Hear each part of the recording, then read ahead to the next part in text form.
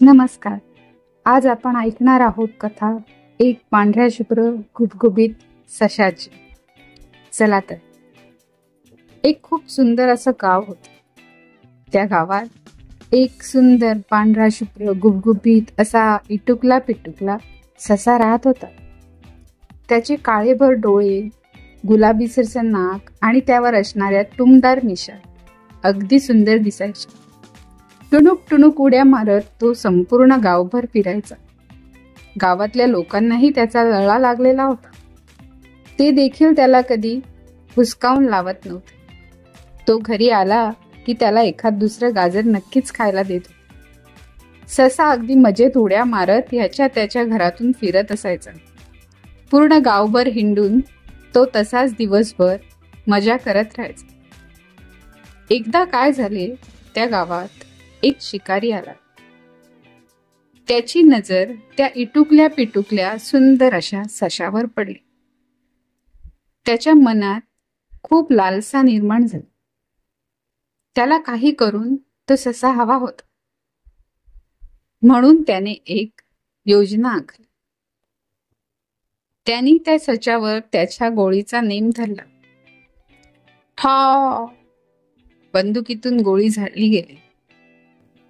पण नशीब ती त्या सशावर नव्हती, तर ती आकाशाकडे झेपावली. एका नवयुवकाने मध्येच येऊन त्याची बंदूक वर आकाशाकडे हेरली. त्यामुळे त्या सशाचे प्राण वाचले. बंदुकीच्या झालेल्या आवाजाने सशा टुनटुन उड्या मारत तिकडून पळून गेला. तो देखील घाबरला होता, कारण त्याला अशा वातावरणाची सवयच नव्हती. त्याला फक्त सगळे प्रेम करणारेच आजपर्यंत लाभले होते. सर्व बालबच्चे कंपनी देखील त्याच्याबरोबर मजा करत असायची. गावकरी देखील त्याचा अगदी लाड करायचे. पण आज अचानक झालेल्या या हमल्याने तो बराच बिथरला आणि बिळात जाऊन लपला. तो नवयुवक त्या शिकाऱ्यावर रागावला. काय करता? तो ससा आमच्या गावचा लडका आहे. त्याच्यावर तुम्ही असा नेम धरू शकत नाही. त्यांचा आवाज ऐकून आजूबाजूचे लोक देखील गोळा झाले. त्यांनी सुद्धा त्या नवयुवकाला साथ दिली. शिकारी समजून गेला की या सशाला सहजासहजी आपण मिळवू शकत नाही. काहीतरी करावं लागेल, तेव्हाच आपण या सशाला मिळवू शकतो. तो रागानेच पाय आपटत तिथून निघून गेला. बाकीची लोक देखील आपल्या आपल्या कामाला लागले. पण ससा मात्र अजून काही त्या बिळातून बाहेर आला नव्हता. रात्र सरली. सकाळी दिवस उजाडला. सशाने हळूच बिळातून डोकं बाहेर काढून पाहिले. सर्वत्र त्याला शांतता वाटत होती. थोडी हिंमत करून तो बिळातून बाहेर आला आणि पुढे सरसावू लागला. नेहमीप्रमाणे सर्व बालबच्चे कंपनी त्याच्या बाजूला जमा झाली. आता त्याला थोडंसं हायसं वाटलं. म्हणजे काल झालं ते सर्व विसरून तो पुन्हा एकदा टुणूक टुणूक उड्या मारायला लागला. त्याचा पूर्वीचाच क्रम पुन्हा एकदा सुरू झाला. पण इकडे शिकारीच्या मनात काही वेगळंच होतं. तो ससा गावचा जर लाडका आहे, तर आपण त्याला असं मारू शकत नाही. पहिले आपण गावकऱ्यांनाच त्याच्या विरोधात भडकवायला हवं, तरच कदाचित आपल्याला तो ससा मिळू शकेल. म्हणून त्यांनी प्लान आखला. त्यांनी फोन करून पटापट त्याच्या साथीदारांना बोलवले आणि त्यांना काय काय करायचं आहे ते सांगून दिलं. त्याच्या सांगण्यानुसार त्याची साथी मंडळी रात्री गुपचूप गावात घुसली. त्यांनी शेतकऱ्यांची शेतं उकरली, त्याचा नायनाट केला आणि ते पळून गेले.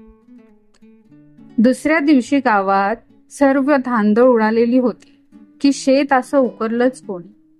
इतक्या दिवसात असं काही घडलेलं नव्हतं आणि आज अचानक असं काही झालं. गावकरी संभ्रमात पडले. पण पुन्हा एकदा सर्वच विसरून ते कामाला लागले. शिकाऱ्याची माणसं दुसऱ्या दिवशी रात्री देखील गावात गपचूप शिरली. पण आता त्यांनी गावातली गोदामं लक्ष केली. गावातल्या गोदामांमध्ये शिरून त्यांनी धान्यांच्या पोत्यांना कुरतडून टाकले. काही घरांमध्ये जाऊन देखील त्यांनी जी धान्यांची कोठारं होती ती उद्ध्वस्त केली. आणि गुपचूप तिथून काढता पाय घेतला. पुन्हा एकदा सकाळी गावकरी जेव्हा उठले तेव्हा पुन्हा एकदा धांदल उडाले. गावात एकच चर्चा होती की रात्रीतनं असं काय होतंय आणि धान्य आणि शेतीचं नुकसान होतंय. कोणाला काही कळायला मार्ग नव्हता. काही जण रात्री जागून याच्यावर तोडगा काढायचा विचार करत होते. म्हणून काहींनी रात्री जागायचं देखील ठरवलं. पण शिकाऱ्याला ह्याची देखील कल्पना होती. त्यांनी त्याच्या साथीदारांपैकी एकाला त्या ग्रुपमध्ये पाठवून दिलं आणि गप्पा मारण्यात गुंतवून टाकलं. आणि बाकीची मंडळी पुन्हा एकदा गावात शिरली. आता त्यांनी कपडे, धान्य, फळं, भाज्या ह्यांचा उद्ध्वस्त करण्याचा क्रम आखला. गुपचूप त्यांनी त्यांची कामगिरी पार पडली आणि ते तिथून निसटले. कोणालाही काहीही कळत नव्हतं. सकाळी पुन्हा एकदा सर्वीकडे उद्ध्वस्त झालेल्या वस्तू बघून गावकरी अचंबित होते. रात्री जागरण करताना तर त्यांना कोणीच दिसलं नाही. मग हे असं कसं होतंय? त्यांची चर्चा चालूच होती की तेवढ्यात एक बाबाजी तिथून समोर आले. अलख निरंजन, अलख निरंजन, काय झालं? नक्कीच गावावर काहीतरी संकट आलेलं आहे. सर्वांनी झुकून बाबाजींना प्रणाम केला. बाबाजी देखील शिकाऱ्याचाच माणूस होता. त्याच्याच योजनेचा एक व्यक्ती होता ज्याला शिकाऱ्यांनी पाठवले होते. बाबाजी म्हणाले. गावकऱ्यांनी हात जोडून त्यांची विवंचना बाबाजींपुढे मांडली. आता समजलं. गावकरी अगदी स्तब्ध होऊन ऐकत होते. काय झालं बाबाजी? काय झालं? सांगा आम्हाला बाबाजी. तुमच्या गावात एक ससा आहे. हो हो हो बाबाजी, बरोबर बोलतात. त्या सशानेच सर्व उद्ध्वस्त करायला घेतलेलं आहे. काही दिवसांपूर्वी इथे काही घडलं होतं का? तेवढ्यात तो नवयुवक पुढे आला. हो बाबाजी, एक शिकारी आला होता. त्याने सशावर नेम धरला होता, पण तो निसटला. तेच सांगतोय मी. त्या आवाजानेच तो ससा बिथरला आणि आता तो वेडा झालेला आहे. त्याला या गावातून ताबडतोब बाहेर करा. बाबाजी गरजले. गावकरी एकमेकांकडे अचंबून बघू लागले. त्यांना तर काही कळेनाच. त्यांचा लाडका ससा असं करू शकतो यावर त्यांचा विश्वासच बसत नव्हता. पण बाबाजी एवढं सांगतायत त्यावरून हे खरंच असेल आणि तो नवयुवक सांगितला त्याप्रमाणे होऊ देखील शकतं. त्यामुळे त्या गावकऱ्यांनी त्या बाबाजीवर विश्वास ठेवला आणि त्यांनी गावभर सशाचा शोध घेण्यास सुरुवात केली. या सर्वापासून अनभिज्ञ तो ससा टुणूक टुणूक उड्या मारत गावभर फिरत होता. पण त्याला कल्पना नव्हती गावकरी त्याच्या मागावर आहेत. थोड्याच वेळात पूर्ण गावाचा ग्रुप त्या सशाकडे आला आणि त्यांनी सशावर लाठ्या उगारल्या. ते बघून ससा खूपच घाबरला. त्यांनी इथून तिथून त्यांच्या पायामधून टन टन टन टन उड्या मारायला सुरुवात केली. ते त्याच्यावर लाठीने हमला करत होते आणि तो बिचारा त्या हमल्यांपासून वाचून स्वतःच्या जीवाच्या आकांतनिशी पळत होता. शेवटी त्याच्याकडे पर्याय उरला नव्हता. म्हणून त्यांनी टुनटुन उड्या मारत तिथून पाय काढता घेतला आणि धूम ठोकला. तो धावत होता, धावत होता, धावत होता. शेवटी तो गावाच्या वेशीबाहेर आला. समोर त्याला एक घनदाट जंगल दिसत होतं. पण जाणार कसा त्याला हे माहितीच नव्हतं. सतत त्या गावकऱ्यांसोबत त्या घरात त्या शेतातच तो नांदला होता. पण हिम्मत करून त्यांनी उडी मारली. त्या अरण्यात जाण्याचा त्यांनी निर्णय घेतला. आता अरण्यात गेल्यावर पुढे काय? तो खूप घाबरला होता. आजूबाजूला घनदाट झाडी होती. तो तसाच पुढे चालत राहिला. खूप दूरवर चालत आल्यावर मग त्याला तिथे खूप हायसं वाटू लागलं. किती सुंदर सृष्टी होती ती. आजूबाजूला घनदाट हिरवीगार झाडं होती. त्यातनं कोवळी सूर्यकिरण खाली परतून येत होती. पक्ष्यांचा किलबिलाट होता. झाडांवरती वेगवेगळे पक्षी किलबिल करत नांदत होते. बाजूलाच एक पाण्याचा ओढा देखील होता. तिथे काही प्राणी पाणी पित होते. आता त्याच्या लक्षात आलं की हे देखील सुंदर आहे. पण त्यांनी इथे कधी येण्याचं धाडसच केलं नव्हतं. त्या वातावरणात तो अगदी आनंदून गेला.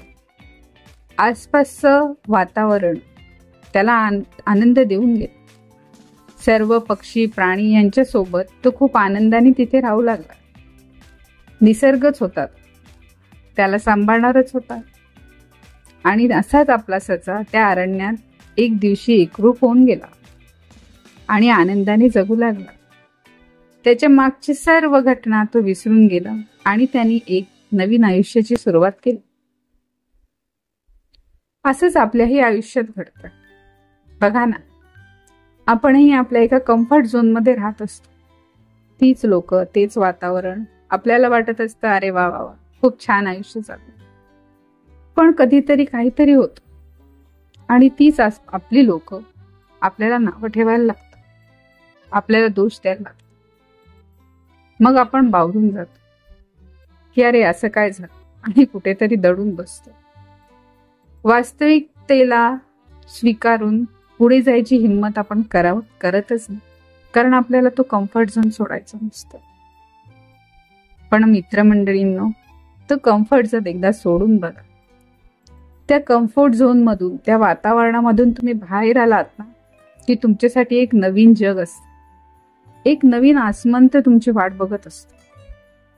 ही सृष्टी हात पसरून तुमच्याकडे येत असते. पण फक्त गरज असते तुम्ही तुमच्या त्या वातावरणातून, तुमच्या त्या कम्फर्ट झोन मधून बाहेर या, रिस्क घ्या, हिम्मत करा आणि पुढे जा. बघा, हा आसमंत तुम्हाला कवेत घेईल. हारून जाऊ नका आणि एकाच वातावरणात स्वतःला अडकून घेऊ नका. आयुष्याची नवीन उभारी घेण्यास नेहमीच तयार राहा, तत्पर राहा आणि आयुष्याचा आनंद घ्या. ही कथा आवडली असल्यास लाईक नक्कीच करा आणि अशाच मोटिवेशनल कथांसाठी मला फॉलो करायला देखील विसरू नका. थँक्यू.